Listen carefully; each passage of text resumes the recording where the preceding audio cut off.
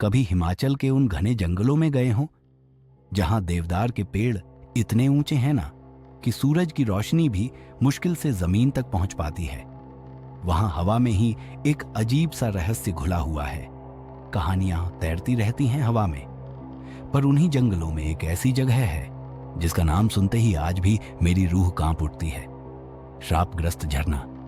ये आज से 50 साल पहले की बात है। एक नौजवान अधिकारी था। आशीष नाम था उसका। बड़ा जोशीला था, पहाड़ों और जंगलों का आशिक। उसकी पोस्टिंग उसी इलाके में हुई थी। उसे पहाड़ों से प्यार तो था, पर उस झरने के बारे में उसने जो भी कहानियां सुनी थी ना, वो उसे अंदर ही अंदर बेचैन कर देती थी।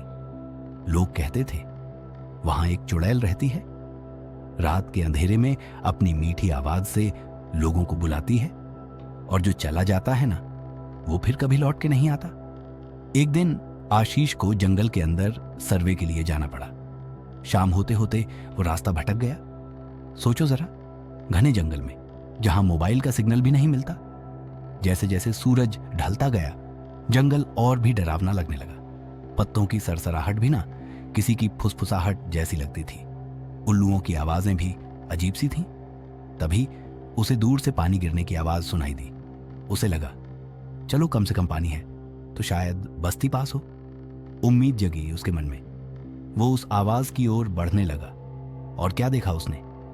वो पहुंच गया उसी श्रापग्रस्त झरने के पास। पानी पत्थरों से टकराकर एक अजीब सी धुन पैदा कर रहा था, जैसे कोई अजीब सी लोरी गा रहा हो। आशीष के पूरे शरीर में सिहरन दौड़ गई।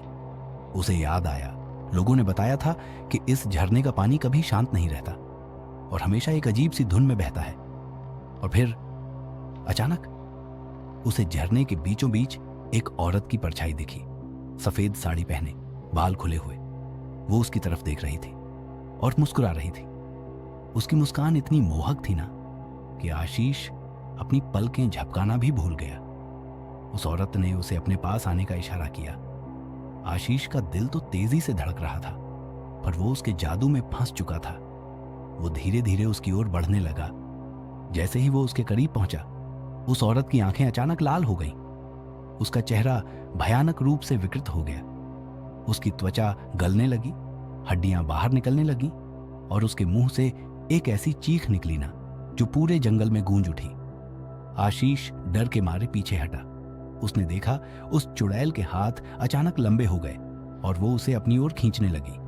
आशीष ने अपनी पूरी ताकत लगाकर खुद को छुड़ाने की कोशिश की, पर चुड़ैल की पकड़ लोहे जैसी मजबूत थी।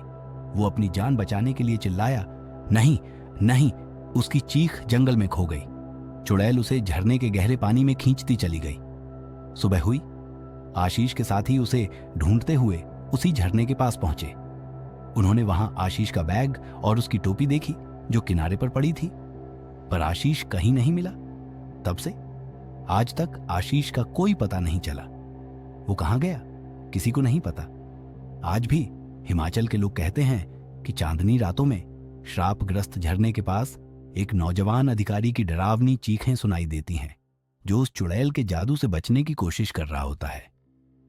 और जो भी उस झरने के पास से रात में गुजरता है ना, उसे एक मीठी पर डरावनी लोरी सुनाई देती है जो उसे अपनी ओर खींचने की कोशिश करती है।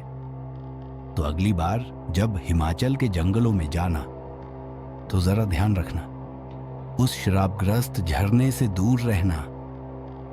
क्या पता तुम्हें भी वो लोरी सुनाई दे जाए।